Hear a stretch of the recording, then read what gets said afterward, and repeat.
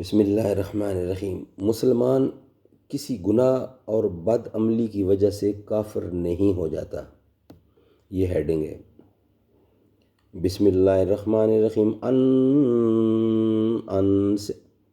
قال رسول اللہ صلی اللہ علیہ وسلم ثلاث من اصل الایمان الکف من قال لا الہ الا اللہ لا تکفرہ بذنب ولا تخرجہ من الاسلام بعمل والجہاد ماض مذبعثنی اللہ الى ان یقاتل آخر هذه الامة الدجال لا يبدله جور جاہر ولا عدل عادل والایمان بالاقدار۔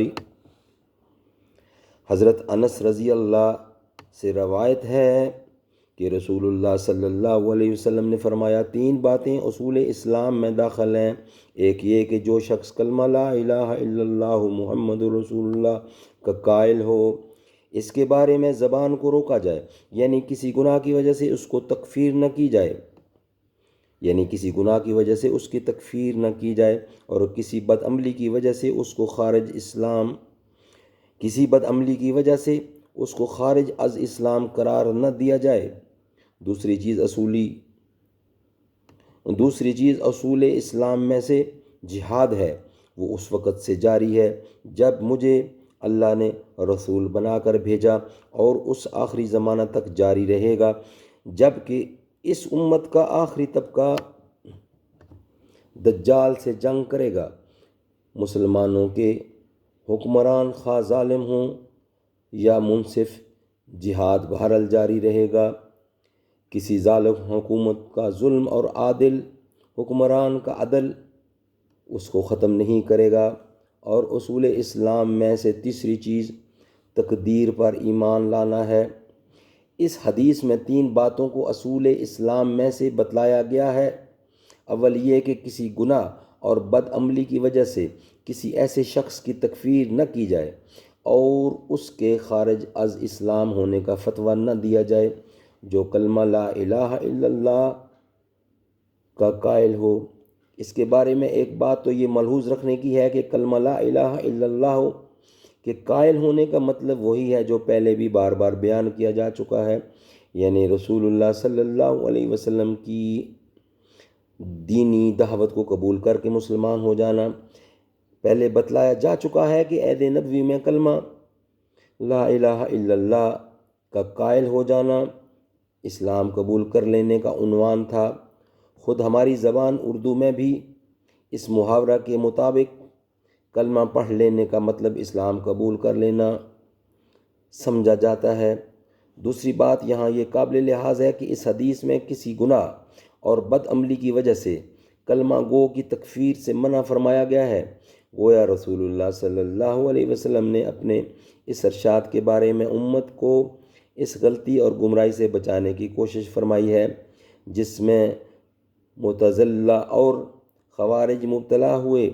وہ صرف معاصی اور بدعمالیوں کی بنا پر بھی آدم کو اسلام سے خارج قرار دے دیتے ہیں، اور اہل سنت کا مسلک اس حدیث نبوی کے مطابق یہی ہے کہ کوئی مسلمان صرف اپنی بد عملی اور اپنی معاصی کی وجہ سے اسلام سے نہیں نکلتا اور کافر نہیں ہو جاتا۔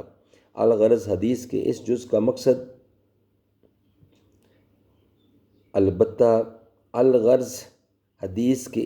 کا مقصد و مدعا یہی ہے کہ جب ایک شخص کلمہ پڑھ کر ایمان لے آیا اور اسلام کو اس نے اپنا دین بنا لیا، تو اس کے بعد اگر اس سے کوئی گناہ سرزد ہو اور وہ بدعمالیوں میں مبتلا دیکھا جائے تو صرف عمل کی اس خرابی کی وجہ سے اس کو کافر اور خارج اسلام قرار نہ دیا جائے۔ بس ایسے لوگوں سے اس حدیث کا کوئی تعلق ہی نہیں جو کسی ایسی چیز کا انکار کر کے خود ایمان و اسلام کے دائرے سے نکل جائیں جس پر ایمان لانا مسلمان ہونے کی شرط ہے۔ فرض کیجئے کہ کوئی شخص جو کلمہ پڑھ چکا ہے اور اپنے کو مسلمان کہتا ہے، قرآن مجید کے کتاب اللہ ہونے سے منکر ہے، یا قیامت اور آخرت کا انکار کرتا ہے یا خدائی کا یا نبوت کا دعوے دار ہے تو ظاہر ہے کہ وہ مسلمان نہیں رہے گا اور اس کو لازماً کافر اور خارج از اسلام قرار دیا جائے گا۔ لیکن یہ تکفیر کسی بد عملی اور فسق و فجور کی وجہ سے نہ ہوگی بلکہ اصول دین کے انکار کی وجہ سے ہوگی۔ بہرحال ان دونوں صورتوں میں جو فرق ہے وہ ملحوظ رہنا چاہیے۔ بعض لوگ اس فرق کو ملحوظ نہ رکھنے کی وجہ سے اس حدیث کو بہت غلط استعمال کرتے ہیں۔ اس حدیث میں جہاد کے متعلق فرمایا گیا ہے کہ میری بعثت سے لے کر وہ اس وقت تک جاری رہے گا جب کہ میری امت کا آخری طبقہ دجال کے خلاف جہاد کرے گا۔ کسی ظالم کا ظلم اور منصف کا عدل و انصاف اس کو ختم نہیں کرے گا۔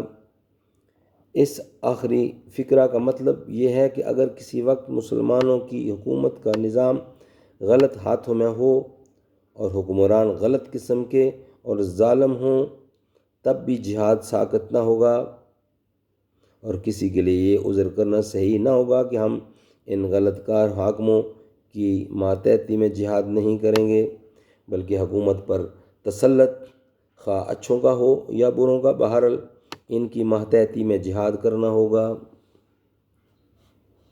صدق اللہ العلی العظیم۔ جس نے کلمہ پڑھا ہو اگر وہ برے کام کرتا ہو، برا ہو، تو اس کی وجہ سے اس کو آپ کافر نہیں کہہ سکتے۔ یہ حدیث سے ثابت ہے جو میں نے بیان کی ہے۔ اللہ تعالیٰ عمل کرنے کی توفیق عطا فرمائے۔ صلی اللہ تعالیٰ علی خیر خلق محمد وعلی آلہ واصحابہ وآل بیتہ وذریاتہ وازواجہ ومطہراتہ اجمعین۔